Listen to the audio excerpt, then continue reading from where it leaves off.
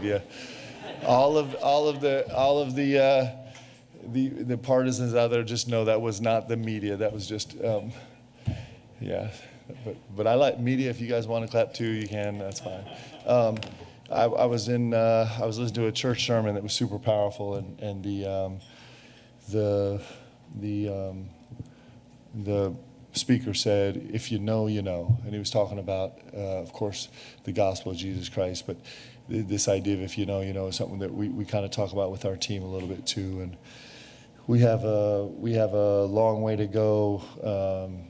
We have so much work to do, but in terms of one night for these guys to actually be in this for each other, that's going to be the key to this team. As much as we can just stay in this for each other, we have a chance to be a good team, and so I'm super proud of them. Fire away with questions. Yeah, Mark, I'll ask you as tactfully as I can. I saw Malachi 2 years ago in the state Final Four, and several of us in here did. The impression was, wow, he's soft. Yeah. He's big, but he's soft. And then you see what you see tonight. What happened? Yeah, I'm really proud of him. You know, I've got to know his family really well. His mom is incredible, and his brother Michael has been oriented his whole life to take care of his brother. And Malachi himself has just made great changes. You know, I talked about this summer when I was at USA and saw him compete. I was just blown away also, because I saw the same player that you did. I wouldn't use the word soft, but I would have just said he was kind of a one-position guy, wasn't rebounding out of his position, wasn't rim protecting out of his position, and he's just made incredible progress, and that's a real tribute to his family and himself. But he's got a chance to grow into a really special player. He's got a lot of work to do. He's got so much growth ahead of him, but he's got a chance to have a massive impact on this game. Coach, you've mentioned kind of all preseason how important these exhibition games are, even though they don't count towards anything. What's something you've learned about your team that you can help use to carry you through the rest of a tough pre-conference schedule? I was really proud of us in the first half offensively, because we weren't very good. But when we weren't very good, we tried to solve it by being us. You know, we had 7 cut assists and 7 screen assists on the night, and so there were several stymied late possessions in the first half where we didn't just try and go fix it the way that these guys have always fixed it their whole life. They fixed it our way. We had stretches in the second half where we got away from that a little bit, which is understandable right now, but I was really proud of that, and it's a good sign for us. Mark, where has Jasper made maybe the biggest stride over these past few weeks especially? And then how do you kind of channel all of the things that he can do into one focused product, I guess, out there on the court? Jasper, I'm really proud of Jasper because he is trying so hard to learn what we do. And he hasn't. He's got a very unique game. He's got a really unique skill set. And he has committed himself to trying to do what we do and then letting that part of him that he brings to the game come out through it rather than just going to what he does. And it's why he's growing so much so fast. He's clearly a really talented player who's got a huge future, but he's going to play well because he's trying to do this the way we do it, and it's going to make him look good, and it certainly did tonight. Coach, you had 10 players tonight play more than 15 minutes, and your preseason All-SEC guard and your projected NBA first-round draft pick weren't on the floor tonight. Yep. How are you going to find minutes for all these guys when everybody gets back? Well, I actually didn't think we played as hard consistently as we can. I thought one of the things that was effective, this Purdue team's great. They're the number 1 team in the country, and they're going to be unbelievable. And they're on the road. None of us have even installed most of what we do yet, so there's all those things. But, they didn't shoot the ball particularly well tonight, and I'm hoping that part of it was just that there was somewhat of a relentless pressure and pace to the game. And so I actually felt like we didn't play as hard as we're going to have to play to win consistently. So I kind of was looking at the bench being like, I need fresh bodies. So we'll continue to work on our conditioning, but it's a matter of how much pressure can we exert on this game every single second of the game. And that will help us defensively. It will help us offensively because it breaks open things, just the fatigue and the unrelenting pressure. I was sitting in the office with Lee just after I met with the team and just looking at the box score, and I was like, man, this feels like my 96 team in terms of this point distribution. Can you do that in 25, 26? Like, can we actually pull it off where we have guys that care so much about each other and so much about Kentucky that they're willing to do this? We're going to see. But if we can do it, it's a really fun way to play, man. It's pretty special. Coach, obviously Colin Chandler only had 2 points, but led the team in plus-minus with 15. What does that say about how he can contribute it without scoring? And then what have you seen from him in the offseason? Yeah, he was the highlight for the whole game for me. I would give him the MVP of the game. That's the defining feature of who, if this team wants to do something historic, that's what we need. We need to champion it, and we need to take pride in it, and we need to be like, yes, that was me. And he was unbelievable. He played 15 minutes. He was a plus 15, I think. He was a plus 1 per minute. That's a ridiculous ratio for anything over 6 or 7 minutes of play. And he had a ridiculously spectacular dunk. But I have so much confidence in him to make the right decision on offense, and so much confidence in him to be incredibly defensively sound with great energy. And you have guys like that, and it just makes you feel good as a coach, because good things are going to happen when he's on the floor.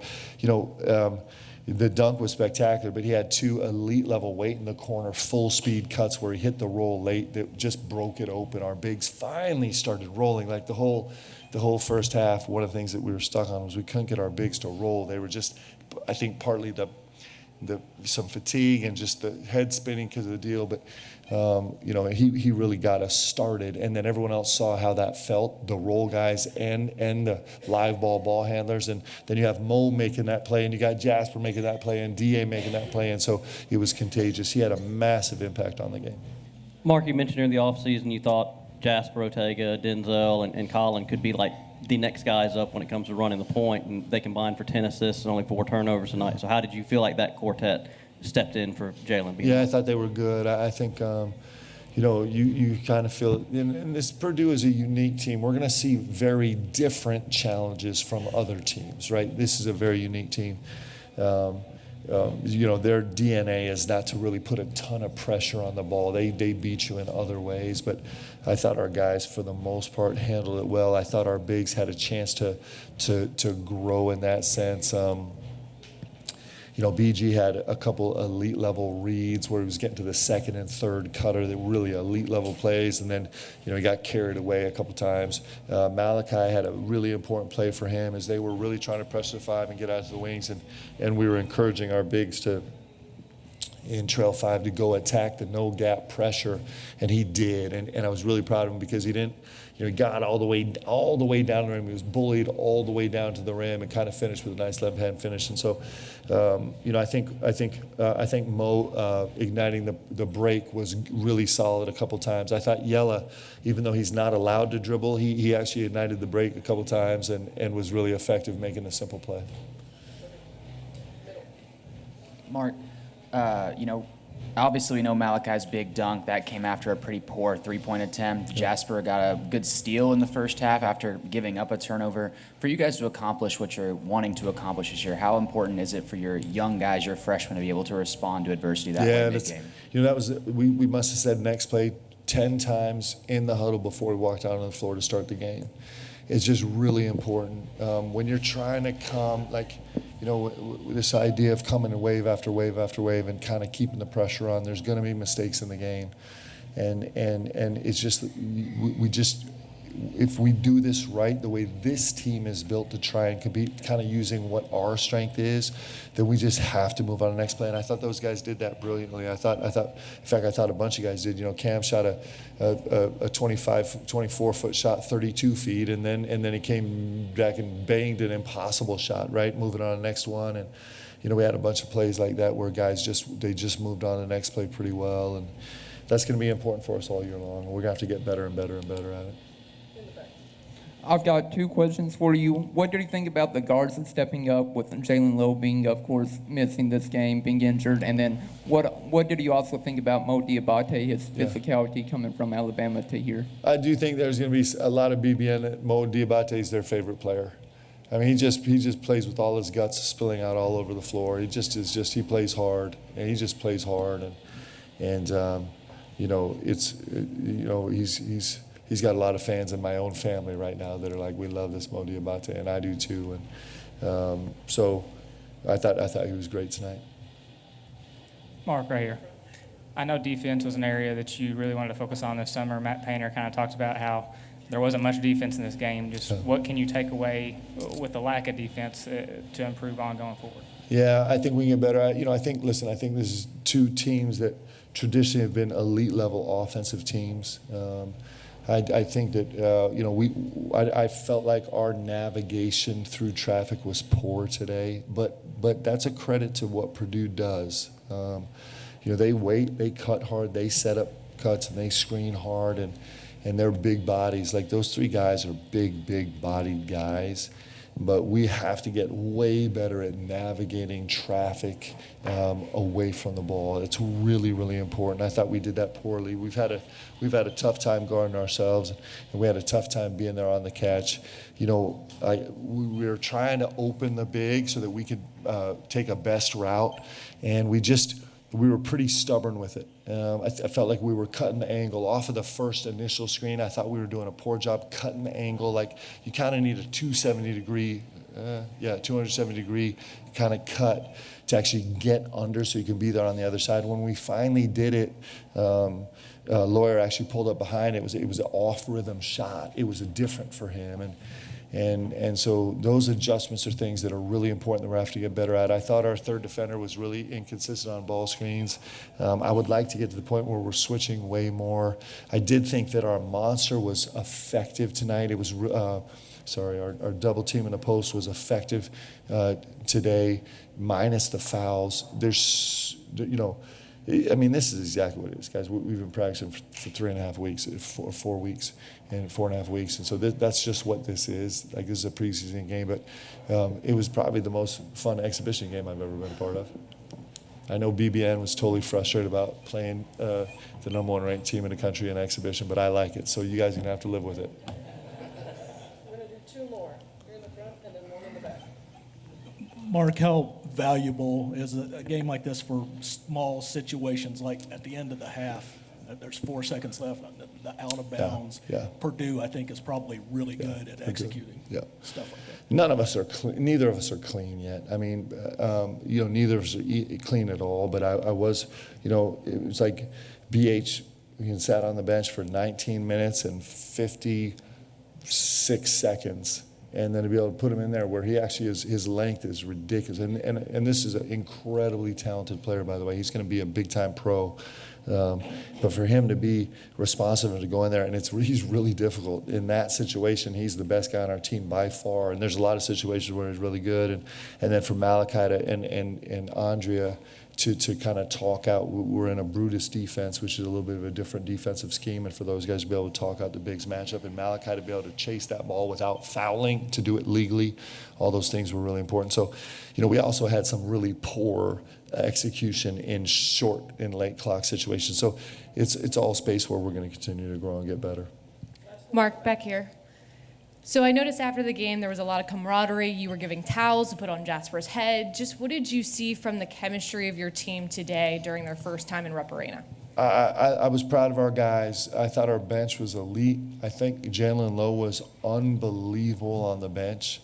I thought Jalen Lowe was, he'd be probably my second player of the game. He was unbelievable on the bench, keeping guys engaged and talking. I thought our staff was really good on the bench, communicating, and we're going to need that. Like, there's going to be this is going to be like every season, this is going to be up and down, rocky road, huge challenge season, and we're going to have to overcome adversity. But we're